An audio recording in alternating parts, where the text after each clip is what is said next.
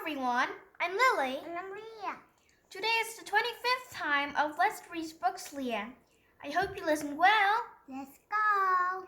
Today we'll read Ariel and the Aquamarine Jewel.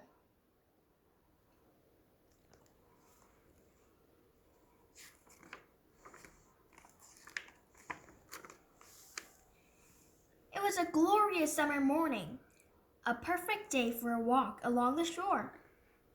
Ariel happily set out, and almost before she knew it, she had walked farther down the beach than she ever had before.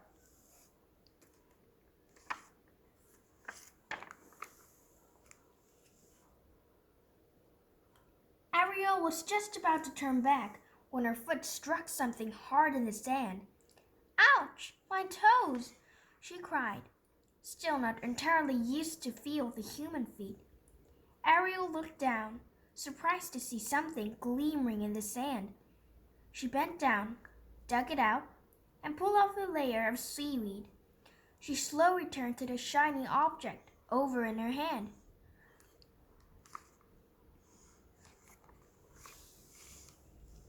"What you got there, Princess?" her friend Scuttle asked. "Looks like a piece of that sweet gobbly glue your hands like so much. Yum! Can I have a taste?" And with that, he stuck out his tongue and licked it. "Flag!" he exclaimed. "Maybe not." Ariel laughed. "I think you mean candy," she told her friend.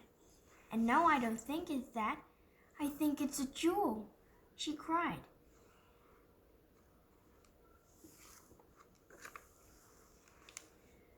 But where had it come from? Ariel wondered.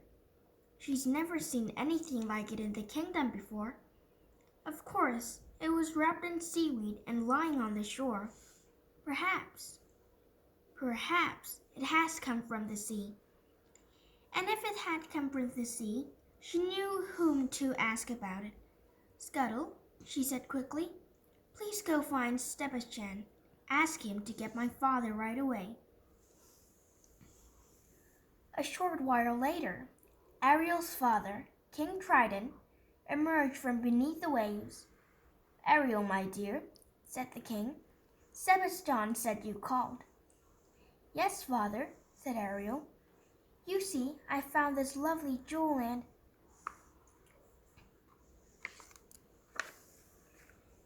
King Triton looked astonished. "Where in the sea did you find it?" he asked. "Actually," said Ariel, "I found it on the shore. Do you know where it came from?" The king looked at her sadly. "Indeed, my dear, I do." "Oh, tell me, father," begged Ariel. "In fact," said the king, "I can show you, but I'll have to change you back into a mermaid to do it." And with a blast of his mighty trident, that's exactly what he did.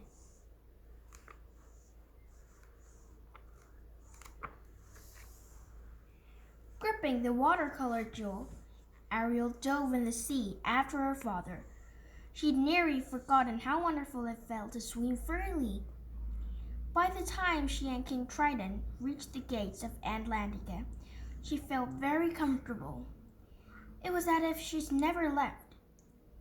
"Why, father," Ariel cried excitedly, "this jewel is from Atlantica?"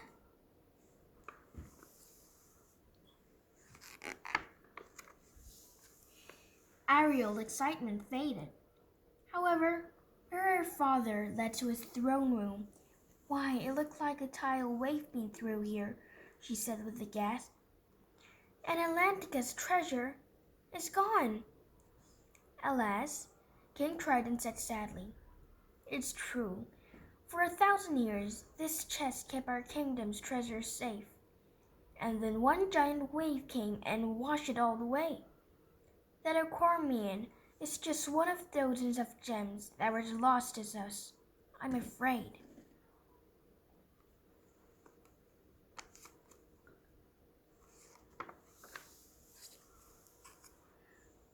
"Don't worry, father," said Ariel. "I'll help you find the other jewels. After all, I'm a pretty good treasure hunter, if I do say so myself." and with a swish of her tail, she was off.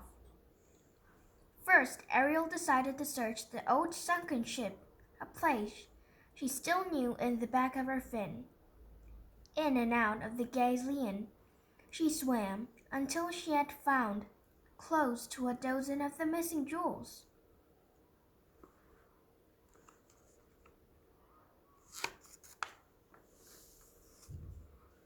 Next, it was off to the coral reef, where it was easy to understand how jewels could be overlooked among all deep crevices and bright colors.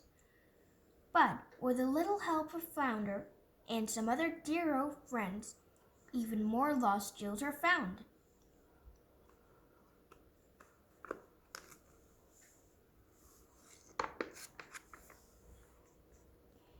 In fact, by the time the tide turned, Atlantica's treasure chest was full once more. Ariel, on behalf of Atlantica, I thank you, said King Triton. I'm just glad all the jewels are back where they belong, she replied. The king thought for a moment. Actually, he said, I'm not sure that these are all where they belong quite yet.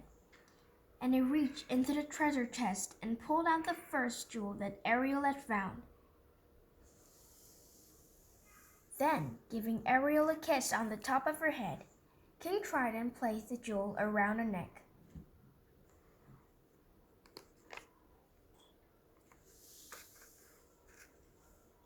All too soon, it was time for Ariel to swim back to her own castle and become a human princess once again. Darling, exclaimed Eric when she finally returned to the palace. It's almost dark. Where have you been? Ariel told Eric about her day, about the lost jewels, the tidal wave, and how wonderful that it felt to swim home with her father and to help Atlantica.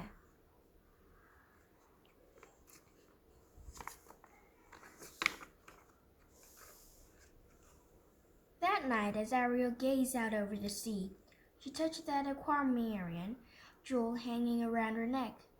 She knew that her father and her family was never far away.